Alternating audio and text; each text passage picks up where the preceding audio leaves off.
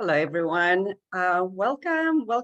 I'm so glad you're joining me here this morning or afternoon, wherever you are in the world. Let me know in the chat where you guys are coming from. And we're going to start in a minute. I've been given strict instructions to stick on time. So it's 11:11, really good number. And I feel like it's time for us to get started. I see more people joining in, so I'm just going to give it another 10 seconds or so. And you're welcome to turn your cameras on if you want to. It would be lovely to see your faces.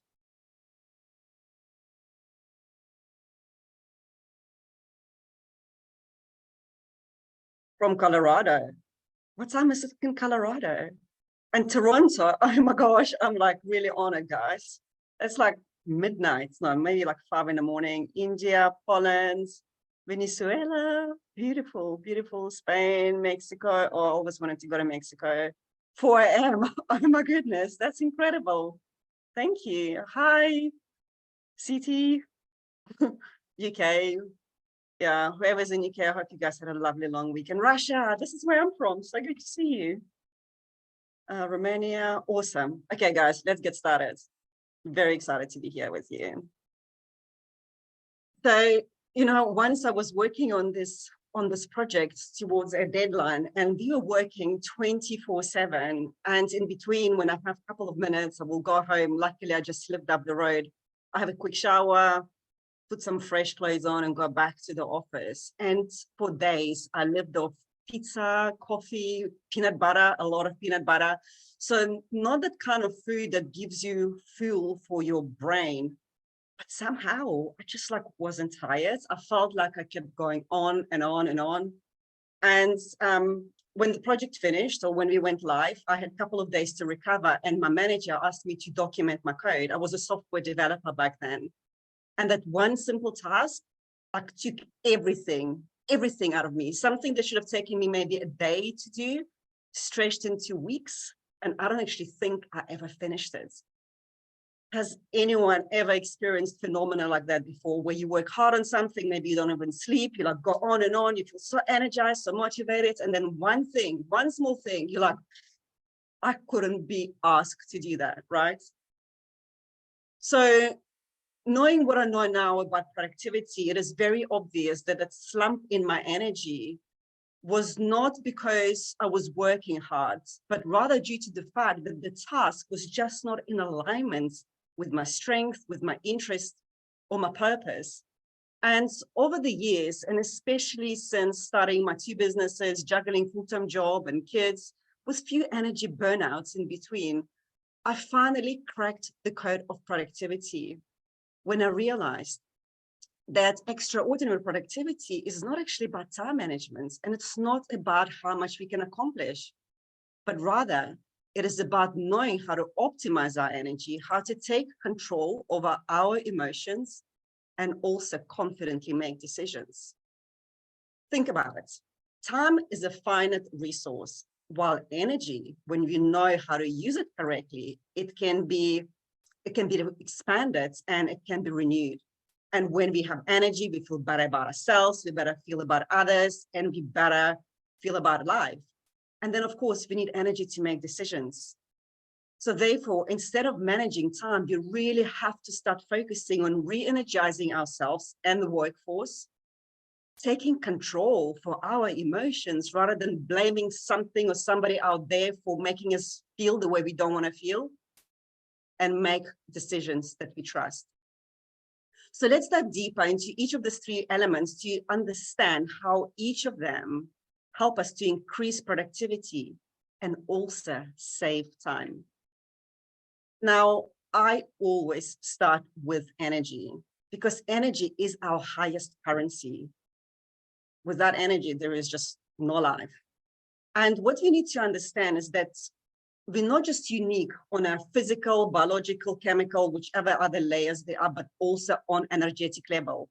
And each and every single one of us comes into this life with our own energetic blueprint, our energetic DNA that tells us how energetically we are wired to optimize our energy in all aspects of our lives. So when we start working and living with in alignment with this energetic blueprints, we can accomplish so much more in less time. We can also feel more energized, more productive, and just become more fulfilled in everyday's life.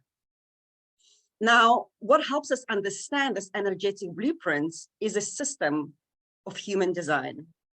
And basically, it's like, imagine having a custom tailored system that shows you how you innately exert energy, how you set and achieve your goals, how you make decisions. Well, human design is such system, and it shows us, because it shows us the mechanics of how we operate and where our potentials lie. And if anyone on this call is familiar with human design, please let me know in the chat. I will try and check it later. And if you know your human design type, I would love to know. For those of you who are not familiar with human design, I'm sure you've heard of profiling tools like Myers-Briggs, StrengthsFinder. Well, human design builds on that, and it introduces one key element to it, our energy. And as such, it has a potential to transform how we work and how we live our lives. Now, the most basic and fundamental piece of human design is the energy type. It can also be known, it's also known as the career type. And here in this little chat room of ours, we have a mix of 5 different types. Same as in your office environment, in your home environments. And every type, they bring their own set of skills and their own set of strengths to the table. And the way they remain productive and energized is different for each type. So let's have a look at these 5 types. Firstly, are manifestors. Manifestors are people with this tremendous energy to start things. And normally they don't just start one thing, but they start many things at once. However, often they don't have the energy to finish what they start. And therefore, for them to stay productive, it is crucial to inform other people of their actions, something that, by the way, doesn't come natural to them because they just move way too fast. But it's informing. That's the key to the productivity, because it's going to be the other people who will help manifestors to finish what they start and free them up to go and do something else. Without this little piece, they can often be seen as people who start but just don't finish things. The next 2 types are generators. Generators, as you can see, they make majority of population in this world. And they are the only 2 types who cultivate, who create that energy within themselves. They don't need other people around them to feel energized. And the way they get energized is when they do things. They are like the doers, the builders, the workers of the world. And the more excited and passionate they feel about what they do, the more energy they have. When there is no excitement, there is no energy. And one of the crucial pieces between, or differences between those 2 types, is this generators' productivity is really enhanced when they focus on one thing only. While manifesting generators, they are uniquely designed to multitask, and actually focusing on one thing can impact their productivity quite negatively. So really, as long as there's excitement and passion there, they can go and do as many things as they like. The next up is a projector. Projectors are not here to do things. They're not here to initiate. They just don't have that energy really. For them, it's really important for them to rest throughout the day. So they work in like small bursts of energy. Whenever there is energy, they work. So pausing, go for a walk, like just really chilling out throughout the day is crucial for their productivity. Now, one of their gifts is to see and unlock potentials within others. And often it's the potentials that other people don't even see within themselves, which is why it makes them great leaders, guides, and coaches. And last is not least are reflectors. Reflectors, as you can see, they're very rare. And they're here to reflect to us the health of our society. They're literally like our mirrors. They show us how well things are going or not so well. And for them to thrive, for them to stay productive and energized, they need to be in a supportive and nurturing environment with the people who they like and trust. So how does your energy type then impact your productivity? Well, first of all, when we know how to manage our energy, we focus a lot better. And when we focus, we actually get stuff done. It improves team dynamics. You know, when we are unaware of our needs, when we disregard them, we actually go against our true nature. And that's when we start comparing ourselves to others, which in my opinion is probably the most self-destructive habit we can have, because it creates jealousy, competitiveness, resentment, judgments. But when we know what we need to thrive, when we understand how people around us designed to operate and what they need, instead of competing, comparing, we start collaborating, and collaborative teams are just way more productive and engaged. And of course, it then helps us to accomplish goals, because when we manage our energy, we can recalibrate work priorities and then set goals that feel exciting and that actually work. And when we focus, when we work together as a team, when we know what we need to accomplish our goals, we save ourselves a ton of time. Emotions. So our emotions affect our actions and impact our behavior. And what we need to understand is behind every emotion, there is a belief. Belief is just the collections of thoughts that we thought of multiple times. And therefore, it is our thoughts that determine how we feel and what we experience. So if we don't like what we're experiencing, if we don't like how we're feeling or how certain people make us feel, it's got nothing to do with the external circumstances, but rather what we think of them. In other words, it's the meaning that we give to the circumstances. And unless you become aware of these unconscious beliefs and bring them to light, bring them to the surface, they will continue to impact our feelings, our actions, and behaviors. But when we identify them, when we become aware of them, then we can start taking conscious steps towards changing our thinking, which in return will change how we react, how we behave, and how we act. So the question is, how do we then become aware of this unconscious belief, something we're actually not even aware of? And how can we master our emotions and finally stop being slaves to our thoughts? So before I actually walk you through this 3-step process, I want to tell you, in my personal opinion, that when it comes to changing our thinking, changing how we act and behave and react, positive thinking does not work. And I actually feel that it does more harm than good, because it makes us go against how we really truly feel and deny our feelings and deny our thinking. So instead of positive thinking, we have to start noticing and becoming present to what's coming up, right? So for example, you feeling anger, acknowledge it. I'm feeling anger. And what is the thought behind the emotion? Perhaps it's nobody respects me. The second step is you've got to feel it. We have to feel to heal it. The thing is, we are so addicted to feeling good, but really it's the time now that we just get addicted to feeling. Because usually when we don't like what we feel, our first tendency is to run away from it, to suppress it, to deny it, to numb it, reach for a glass of wine. I still do that sometimes. Phone a friend, whatever that is, right? But by doing that, we don't get to the root cause, to the cause of the issue, and then the same thing will trigger us over and over and over again. So instead, we've got to feel it. We've got to let this emotion come up, because all emotion is energy in motion. And if you don't let it to come up, if you don't allow yourself to feel it, you're going to suppress it. And a suppressed energy not only negatively impacts your mood, but it also negatively impacts your health, your physical health. And then the last step, you've got to reframe this, because remember, behind every emotion, there is a belief, there is a thought. So if this thought is maybe nobody respects me, like an example I've used, if you're feeling anger, then you can start learning, you can start using rather these 3 phrases, which are super powerful. I'm learning to choose myself. I'm becoming more confident.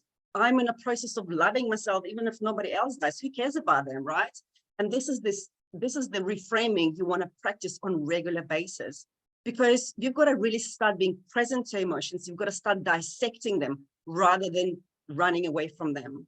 And over time, you will see, if you practice the process, the situations that triggered you in the past, that made you feel angry, resentful, judgmental, pissed off with the world, they will have no control over you anymore. And you feel so freaking free. It feels amazing. And the way you know you've mastered your emotions is when the circumstances haven't changed, but the way you respond has.